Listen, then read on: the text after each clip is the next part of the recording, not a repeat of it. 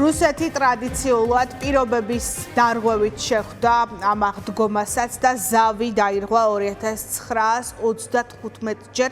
ეს არის პრეზიდენტ ზელენსკის ინფორმაცია და უკრაინის პრეზიდენტი ამბობს, რომ მასობრივად ხორციელდებოდა თავდასხმები რუსეთის მხრიდან უკრაინის ტერიტორიაზე. ყველაზე მეტი დაბომბვა პოკროვსკის მიმართულებით მოხდა და რუსეთის მიერ სრულად ცეცხლის შეწყვეტის შესახებ დაპირება არ გავრცელებულა მათ შორის არც კურსკის მიმართულებაზე.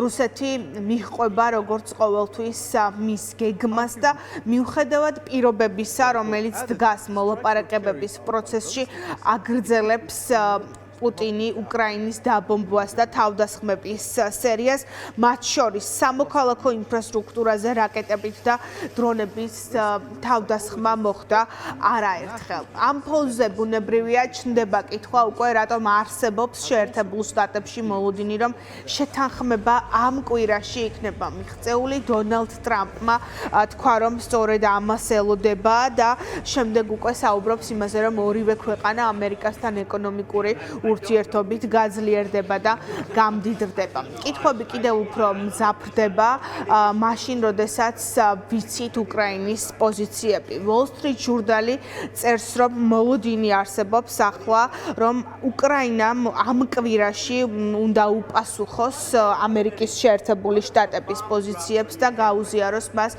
სულ როგორ ხედავს, როგორ უნდა დასრულდეს ომი უკრაინაში და ეს ყველაფერი ხდება გამოცემის ცნობით ზეწოლის ფონზე. მათ შორის საკითხებს შორის არის ამერიკის მიერ დაყენებული 2014 წელს რუსეთის მიერ ყირიმის ანექსიის პოტენციური აღიარება და ასევე კიევის ნატოში გაწევრიანების გამორიცხვა. ამერიკული გამოცემის ცნობით და დასავლელი ოფიციალური პირების ინფორმაციით ეს საკითხები ასახული იყო კონფიდენციალურ დოკუმენტში, რომელიც ტრამპის ადმინისტრაციამ წარადგინა პარიზში შეხვედრის დროს უკრაინელ კოლეგებთან. ამერიკა ელოდება ახლა კიევის პასუხს, თუმცა კითხვები რჩება კითხვებთან შეთანხმების საკითხზე. ამ ფონზე კიტ კელოგი, გადამდგარი გენერალი, რომელიც ტრამპმა დააბრუნა უკვე უკრაინის საკითხებში სპეციალურ მრჩევლად, ამბობს, რომ ისინი დაიღალნენ ამ ომით და ამერიკას ბევრად მეტი საკითხი აქვს, რომელშიც წესით მონაწილეობას უნდა იღებს. Yermak, the chief of staff, and we also had Umarov there, minister. პრეზიდენტმა ტრამპმა 90 დღეში მეტი გააკეთა ამ ომის გადასაჭრელად, რომელიც მეორე მსოფლიო ომის შემდეგ ევროპაში ყველაზე მასშტაბური ომია, ვიდრე წინა 900 დღეში სხვებმა. ის ამ ყველაფერს გადაწყვეტილებებისკენ უბიძგებს. პრეზიდენტი ტრამპი ჩვენს წინაშე დგას და არ უნდა დატოვოს პრობლემა გადაწყვეტის გარეშე. ჩვენ გვაქვს წინსვლა და მინერალებთან დაკავშირებული შეთანხმება ერთ-ერთი მათგანია და საუბარია ცეცხლის შეწყვეტაზე ზღვაში, ხმელეთზე, ჰაერში და ეს ასევე მოდის უფრო ხანგრძლივი სამშვიდობო შეთანხმებისკენ. დავიღალეთ იმით, რაც ხდება მსოფლიოში ბევრი სხვა პრობლემაა, რომლებშიც ამერიკა უნდა იყოს ჩართული. ეს ომი კი ძალიან დიდი ხანია გრძელდება. იმედია რუსეთი და უკრაინა შეთანხმებას ამ კვირაში მიაღწევენ. შემდეგ ორივე დაიწყებს დიდი ბიზნესის კეთებას ამერიკის შეერთებულ შტატებთან, რომელიც ატყუებებულია და გამდიდრდებიან.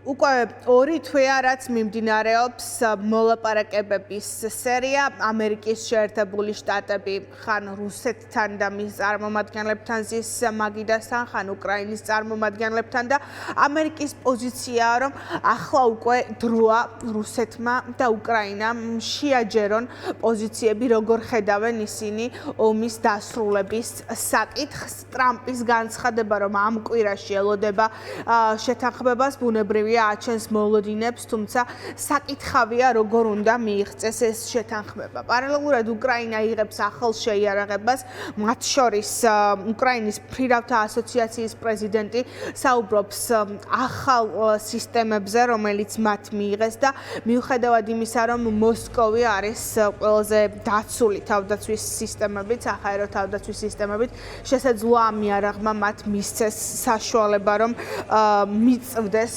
სწორედ მოსკოვს. უკრაინა არაპირებს გაჩერებას, მით უმეტეს იმ ფონზე, როდესაც რუსეთი მიუხედავად შეთანხმებისა 2000-ზე მეტჯერ მხოლოდ ერთ დღეში არღვევს ზავს.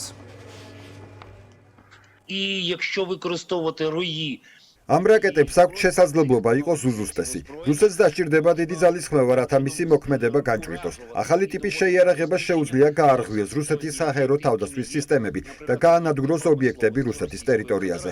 ეს რაკეტა არ მოქმედებს როგორც სტანდარტული ფრთოსანი რაკეტა. მას შეუძლია დრონის მსგავსად ფრენის ტრაექტორიის შეცვლა.